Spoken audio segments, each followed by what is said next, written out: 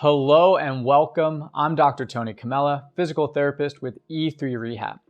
Today, I'm going to show you 3 exercises you can do for carpal tunnel syndrome. The goal of these exercises will be twofold. So now the exercises.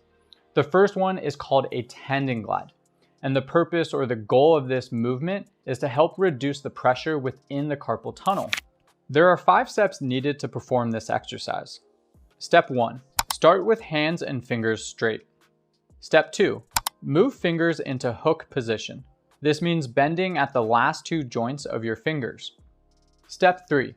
Move into a full fist. Step 4.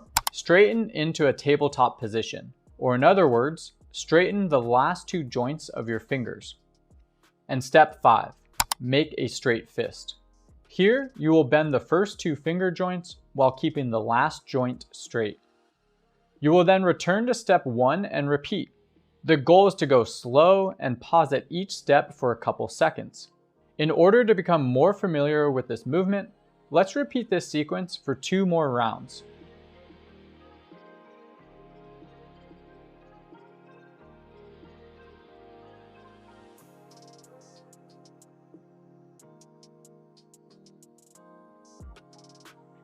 The next exercise is a median nerve glide, and its goal is to also help reduce pressure within the carpal tunnel, but as the name implies, with emphasis on the nerve. I'm going to show you 2 variations, one that involves only hand movement, and a progression which involves the arm and neck.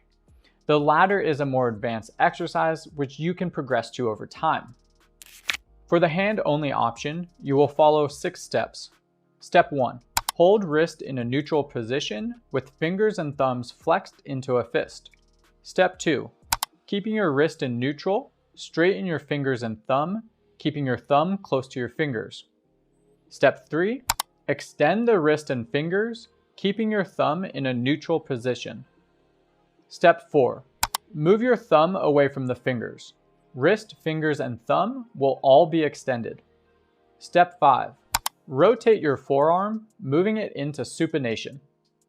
And step 6, using the opposite hand, gently provide overpressure to the thumb, moving it further into extension. You will then return to step 1 and repeat. The goal is to go slow and pause at each step for a couple of seconds. Due to the complexity of this exercise, let's repeat this sequence for 2 more rounds.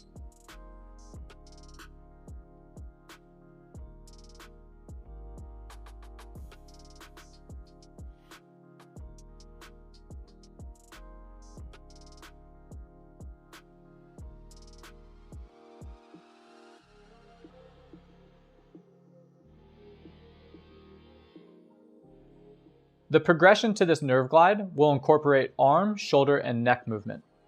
Start by holding your arm out to your side with your elbow straight. Extend your wrist and fingers as far as comfortable. Since the goal is to target the median nerve, place particular emphasis on extending the thumb, pointer, and middle finger. Next, you will want to make sure your shoulder blade is pinned down and not elevated. And finally, slowly bend your neck away from your hand, hold for a second or 2, and then return to an upright position. Repeat these nerve glides by gently moving your neck in and out of lateral flexion. If this end position is uncomfortable, I would suggest minimizing how far you move your neck, or start with the hand-only nerve glides and progress to these as tolerated. For the nerve and tendon glides, perform these for 30 to 60 seconds. Ideally, you will perform these every hour throughout the day in order to help manage symptoms and increase overall function. The third and final exercise is going to involve a combination of both spine and arm movement. For this exercise, I'm going to show you 4 progressions.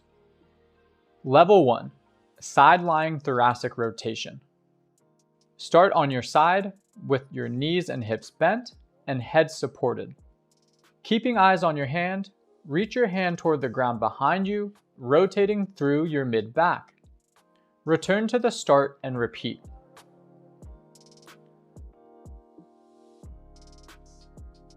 Level 2, half kneeling thoracic rotation. Similar motion but in a half kneeling position. Rotate over the up knee, reaching the arm as far back as you can. Return to the starting position and repeat. Level 3, half kneeling thoracic windmill. In a half kneeling position, rotate over the up knee, but this time try to complete a big circle with the arm as you rotate through your spine. Return to the starting position and repeat.